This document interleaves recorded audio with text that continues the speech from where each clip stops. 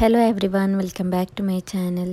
ಇವತ್ತು ತುಂಬ ಟೇಸ್ಟಿಯಾಗಿ ಮಾಡಬಹುದಾದ ಹಲಸಿನಕಾಯಿಯ ಕರಿಯನ್ನು ಹೇಗೆ ಮಾಡುವುದೆಂದು ನೋಡೋಣ. ಇದು ತುಂಬ ರುಚಿಕರವಾಗಿರುತ್ತೆ. ಆಗ ಮೊದಲಿಗೆ ನಾನು ಸಣ್ಣ ಸಣ್ಣದಾಗಿ ಕಟ್ ಮಾಡಿ ಕುಕ್ಕರ್ಗೆ ಹಲಸಿನಕಾಯಿಯನ್ನು ಹಾಕಿದ್ದೇನೆ. ಅದನ್ನು ಚೆನ್ನಾಗಿ ವಾಶ್ ಮಾಡಿ ಹಾಕಬೇಕು. ನಂತರ ಇದಕ್ಕೆ ನಾನು ಈಗ ನೆಕ್ಸ್ಟ್ ಇದಕ್ಕೆ ನಮಗೆ ಈ ಬೀಜವನ್ನು ಆ್ಯಡ್ ಮಾಡೋಣ. ಈ ಬೀಜದ ಹೆಸರು ಗೊತ್ತಿದ್ದರೆ ನೀವು ಕಮೆಂಟ್ ಮಾಡಿ, ನನಗೆ ಇದರ ಹೆಸರು ಏನು ಅಂತ ಗೊತ್ತಿಲ್ಲ. ನೆಕ್ಸ್ಟ್ ಇದಕ್ಕೆ ಉಪ್ಪನ್ನು ಆ್ಯಡ್ ಮಾಡೋಣ. ರುಚಿಗೆ ತಕ್ಕಷ್ಟು ಉಪ್ಪನ್ನು ಆ್ಯಡ್ ಮಾಡಿ ನಂತರ ಇದಕ್ಕೆ ಸ್ವಲ್ಪ ಅರಿಶಿನ ಪುಡಿಯನ್ನು ಆ್ಯಡ್ ಮಾಡೋಣ. ಅರಿಶಿನ ಪುಡಿ ಹಾಕಿದ ನಂತರ ಇದಕ್ಕೆ ಸ್ವಲ್ಪ ನೀರನ್ನು ಆ್ಯಡ್ ಮಾಡಿ ಇದನ್ನು ಕುಕ್ಕರ್ನಲ್ಲಿ 1 ವಿಷಲ್ ಆಗುವಷ್ಟು ನಮಗೆ ಇದನ್ನು ಬೇಯಿಸಿ. ನಾನು ಇದನ್ನು 1 ವಿಷಲಷ್ಟು ಬೇಯಿಸಿ ಇದು ಚಂದ ಬೆಂದು ಬಂದಿದೆ. ಆಗ ನೀವು ನೋಡಿ ಎಷ್ಟು ವಿಷಲ್ ಬೇಕಾಗುತ್ತೆ ಎಂದು. ಈಗ ಅದು ಬೇಯುವಷ್ಟರಲ್ಲಿ ನಮಗೆ ಗೋಡಂಬಿಯನ್ನು ಚೆನ್ನಾಗಿ ರೋಸ್ಟ್ ಮಾಡೋಣ. ಆಗ ನನ್ನ ಈ ಚಾನೆಲ್ಗೆ ಸಬ್ಸ್ಕ್ರೈಬ್ ಆಗದವರಿದ್ದರೆ ಪ್ಲೀಸ್ ನನ್ನ ಚಾನೆಲಿಗೆ ಸಬ್ಸ್ಕ್ರೈಬ್, ಲೈಕ್, ಶೇರ್, ಕಮೆಂಟನ್ನು ಮಾಡಿ ಸಪೋರ್ಟ್ ಮಾಡಿ. ಇನ್ನೂ ಒಳ್ಳೆಯ ವಿಡಿಯೋಗಳನ್ನು ಹಾಕಲು ಪ್ರಯತ್ನಿಸುತ್ತೇನೆ. ಈಗ ಇದು ಚೆನ್ನಾಗಿ ರೋಸ್ಟ್ ಆದ ನಂತರ ನಮಗೆ ಇದಕ್ಕೆ ತೆಂಗಿನ ತುರಿಯನ್ನು ಆ್ಯಡ್ ಮಾಡಬೇಕು. ನಾನು ಇಲ್ಲಿ 2 ಕಪ್ಪಷ್ಟು ತೆಂಗಿನ ತುರಿಯನ್ನು ತೆಗೆದಿದ್ದೇನೆ. ಈಗ ಈ ತೆಂಗಿನ ತುರಿಯನ್ನು ಹಾಕಿ ಚೆನ್ನಾಗಿ ಇದನ್ನು ನಮಗೆ ರೋಸ್ಟ್ ಮಾಡೋಣ.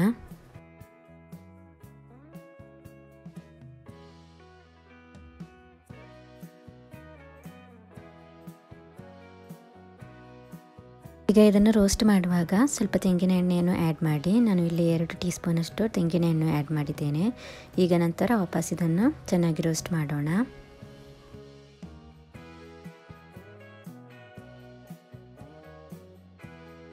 ಈಗ ನೆಕ್ಸ್ಟ್ ಇದಕ್ಕೆ ನಮಗೆ 2-3 ಪೀಸಷ್ಟು ಈರುಳ್ಳಿಯನ್ನು ಆ್ಯಡ್ ಮಾಡೋಣ. ಸ್ವಲ್ಪ ಈರುಳ್ಳಿಯನ್ನು ಆ್ಯಡ್ ಮಾಡಿ ಚೆನ್ನಾಗಿ ಇದನ್ನು ವಾಪಸ್ ರೋಸ್ಟ್ ಮಾಡೋಣ. ಈಗ ಇದು ಚೆನ್ನಾಗಿ ರೋಸ್ಟ್ ಆದ ನಂತರ ಇದನ್ನು ತಣ್ಣಗೆ ಆಗಲು ಬಿಡೋಣ. ತಣ್ಣಗೆ ಆದ ನಂತರ ನಮಗೆ ಇದನ್ನು ರುಬ್ಬಬೇಕು. ಇದು ತಣಿಯುವಷ್ಟರಲ್ಲಿ ನಮಗೆ ಇದಕ್ಕೆ ಬೇಕಾದ ಮಸಾಲೆಯನ್ನು ರೆಡಿ ಮಾಡೋಣ. ಈ ಕರಿಗೆ ಬೇಕಾದ ಮಸಾಲೆಯನ್ನು ರೆಡಿ ಮಾಡೋಣ.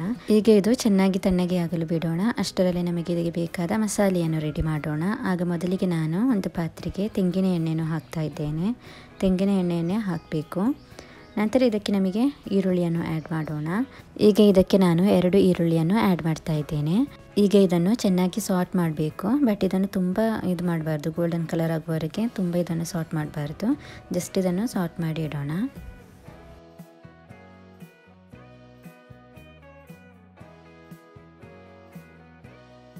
ನೋಡಿ, ಇಷ್ಟು ಸಾಟ್ ಮಾಡಿದರೆ ಸಾಕು. ಇಷ್ಟು ಈರುಳ್ಳಿಯನ್ನು ಸಾಟ್ ಮಾಡಿದರೆ ಸಾಕು.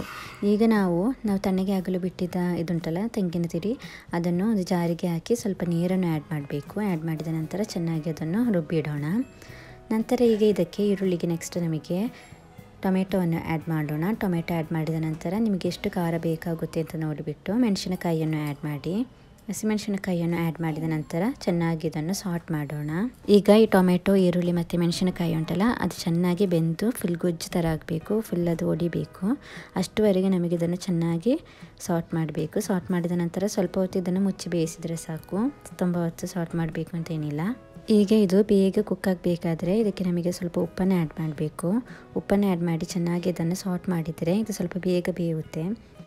ಈಗ ನೆಕ್ಸ್ಟ್ ಇದಕ್ಕೆ ನಮಗೆ ಶುಂಠಿ ಬೆಳ್ಳುಳ್ಳಿ ಪೇಸ್ಟನ್ನು ಆ್ಯಡ್ ಮಾಡಬೇಕು. ನಾನು ಇಲ್ಲಿ ಶುಂಠಿ ಬೆಳ್ಳುಳ್ಳಿಯನ್ನು ಜಜ್ಜಿ ಹಾಕ್ತಾ ಇದ್ದೇನೆ, ಫ್ರೆಶ್ ಆಗಿ ಹಾಕ್ತಾ ಇದ್ದೇನೆ. ನಂತರ ಇದನ್ನು ಚೆನ್ನಾಗಿ ಸಾಟ್ ಮಾಡೋಣ.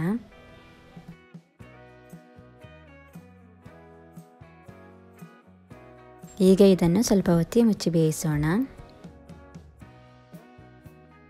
ಈಗ ನೋಡಿ, ಇದೇ ಥರ ನಮಗೆ ತೆಂಗಿನ ತುರಿ ಮತ್ತು ಗೋಡಂಬಿಯನ್ನು ಒಳ್ಳೆ ಪೇಸ್ಟ್ ಆಗುವವರೆಗೆ ಚೆನ್ನಾಗಿ ರುಬ್ಬಿ ತೆಗಿಬೇಕು. ಈಗ ನೋಡಿ, ಈ ಟೊಮೆಟೊ, ಈರುಳ್ಳಿ ಮತ್ತು ಮೆಣಸಿನಕಾಯಿ ಎಲ್ಲ ಚೆನ್ನಾಗಿ ಬೆಂದು ಬಂದಿದೆ.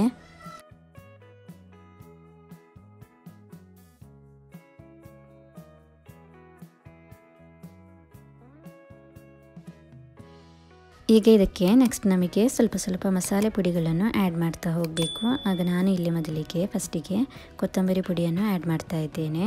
2 ಟೀ ಸ್ಪೂನಷ್ಟು ಕೊತ್ತಂಬರಿ ಪುಡಿಯನ್ನು ಆ್ಯಡ್ ಮಾಡೋಣ.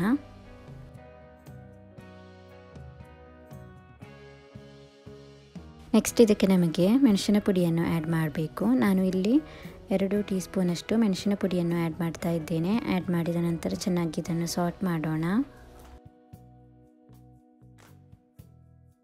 ನಂತರ ಈಗ ಇದಕ್ಕೆ ಗರಂ ಮಸಾಲೆಯನ್ನು ಆ್ಯಡ್ ಮಾಡೋಣ. ಒಂದು ಅರ್ಧ ಟೀ ಸ್ಪೂನಷ್ಟು ಗರಂ ಮಸಾಲೆಯನ್ನು ಆ್ಯಡ್ ಮಾಡಿ ಚೆನ್ನಾಗಿ ಇದರ ಹಸಿ ವಾಸನೆ ಹೋಗುವ ತನಕ ಚೆನ್ನಾಗಿ ಇದನ್ನು ಸಾಟ್ ಮಾಡೋಣ. ಈಗ ಒಂದು ಅರ್ಧ ಟೀ ಸ್ಪೂನಷ್ಟು ಅರಿಶಿನ ಪುಡಿಯನ್ನು ಆ್ಯಡ್ ಮಾಡೋಣ. ಆ್ಯಡ್ ಮಾಡಿದ ನಂತರ ಈ ಮಸಾಲೆಗಳ ಹಸಿ ವಾಸನೆ ಹೋಗುವ ತನಕ ಚೆನ್ನಾಗಿ ಇದನ್ನು ಸಾಟ್ ಮಾಡೋಣ. ಈಗ ಇದರ ಹಸಿ ವಾಸನೆ ಎಲ್ಲ ಹೋಗಿದೆ. ಈಗ ಇದಕ್ಕೆ ನಾವು ಮೊದಲಿಗೆ ಬೇಯಿಸಿದ ಹಲಸಿನಕಾಯಿ ಮತ್ತು ಬೀಜ ಉಂಟಲ್ಲ, ಅದರ ಮಿಶ್ರಣವನ್ನು ನಮಗೆ ಇದಕ್ಕೆ ಹಾಕೋಣ. ಹಾಕಿದ ನಂತರ ಚೆನ್ನಾಗಿ ಇದನ್ನು ಮಿಕ್ಸ್ ಮಾಡೋಣ. ನೋಡಿ, ನಾನು ಇಲ್ಲಿ ಒಂದೇ ವಿಷಲಿಗೆ ಚೆನ್ನಾಗಿ ಇದನ್ನು ಬೇಯಿಸಿದ್ದೇನೆ. ಆಗ ನಿಮ್ಮ ಕುಕ್ಕರ್ನಲ್ಲಿ ಎಷ್ಟು ವಿಷಲಿಗೆ ಬೇಯುತ್ತೆ ಅಂತ ನೋಡಿಬಿಟ್ಟು ನೀವು ಬೇಯಿಸಬೇಕು. ಮತ್ತು ಹಲಸಿನಕಾಯಿಯ ಮೇಲೆ ಡಿಪೆಂಡ್ ಆಗಿರುತ್ತೆ ಬೇಯುವುದು ಎಷ್ಟು ಅಂತ. ಹಲಸಿನಕಾಯಿಯ ಮೇಲೆ ಡಿಪೆಂಡ್ ಆಗಿರುತ್ತೆ. ಕುಕ್ಕರ್ನಲ್ಲಿ ಎಷ್ಟು ಹಾಕಿದರೂ ಒಮ್ಮೊಮ್ಮೆ ಒಂದೊಂದು ಹಲಸಿನಕಾಯಿ ಚೆನ್ನಾಗಿ ಬೇಯೋದೇ ಇಲ್ಲ. ಬಟ್ ನಾನು ತೆಗೆದಿರುವ ಈ ಹಲಸಿನಕಾಯಿ ಒಂದೇ ವಿಷಲಿಗೆ ಚೆನ್ನಾಗಿ ಬೆಂದು ಬಂದಿದೆ. ಆಗ ನೀವು ನೋಡಿ, ಹಲಸಿನಕಾಯಿ ಒಳ್ಳೆಯ ಹಲಸಿನಕಾಯಿಯಲ್ಲಿ ಟ್ರೈ ಮಾಡಿ ನೋಡಿ. ಈಗ ನೆಕ್ಸ್ಟ್ ಇದೀಗ ನಮಗೆ ನಾವು ರುಬ್ಬಿಟ್ಟ ಮಿಶ್ರಣ ಉಂಟಲ್ಲ, ಗೋಡಂಬಿ ಮತ್ತು ತೆಂಗಿನ ತುರಿದು, ಅದನ್ನು ನಮಗೆ ಆ ಪೇಸ್ಟನ್ನು ಇದಕ್ಕೆ ಆ್ಯಡ್ ಮಾಡಬೇಕು. ಆ್ಯಡ್ ಮಾಡಿದ ನಂತರ ಚೆನ್ನಾಗಿ ಇದನ್ನು ಮಿಕ್ಸ್ ಮಾಡೋಣ.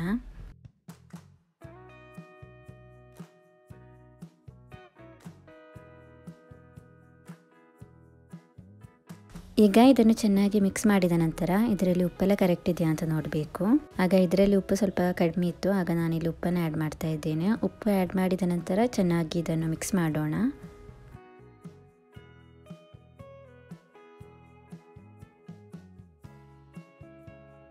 ಈಗ ಈ ಕರಿ ಚೆನ್ನಾಗಿ ಕುದಿಯುವಾಗ ಇದಕ್ಕೆ ನಮಗೆ ಸಣ್ಣ ಸಣ್ಣದಾಗಿ ಕಟ್ ಮಾಡಿದ ಕೊತ್ತಂಬರಿ ಸೊಪ್ಪನ್ನು ಆ್ಯಡ್ ಮಾಡಬೇಕು. ನೋಡಿ, ನಮ್ಮ ಸಾರು ಒಳ್ಳೆ ಟೇಸ್ಟಿಯಾಗಿ ರೆಡಿಯಾಗಿದೆ. ಆಗ ಇದನ್ನೆಲ್ಲರೊಮ್ಮೆ ಟ್ರೈ ಮಾಡಿ ನೋಡಿ. ಈ ಹಲಸಿನಕಾಯಿಯ ರೆಸಿಪಿಯನ್ನು, ಈ ಕರಿಯ ರೆಸಿಪಿಯನ್ನೆಲ್ಲರೊಮ್ಮೆ ಟ್ರೈ ಮಾಡಿ ನೋಡಿ. ಇದು ತುಂಬ ಟೇಸ್ಟಿಯಾಗಿರುತ್ತೆ. ಅನ್ನ, ಚಪಾತಿ, ದೋಸೆ ಎಲ್ಲದಕ್ಕೂ ತುಂಬ ಒಳ್ಳೆಯ ಕಾಂಬಿನೇಷನ್ ಆಗಿರುತ್ತೆ. ಒಳ್ಳೆ ಟೇಸ್ಟಿಯಾಗಿರುತ್ತೆ. ಎಲ್ಲರೊಮ್ಮೆ ಟ್ರೈ ಮಾಡಿ ನೋಡಿ. ನನ್ನ ಈ ಚಾನಲ್ಗೆ ಸಬ್ಸ್ಕ್ರೈಬ್ ಆಗದವರಿದ್ದರೆ ಪ್ಲೀಸ್ ನನ್ನ ಚಾನಲಿಗೆ ಸಬ್ಸ್ಕ್ರೈಬ್, ಲೈಕ್, ಶೇರ್, ಕಮೆಂಟನ್ನು ಮಾಡಿ. Thank you for watching the video.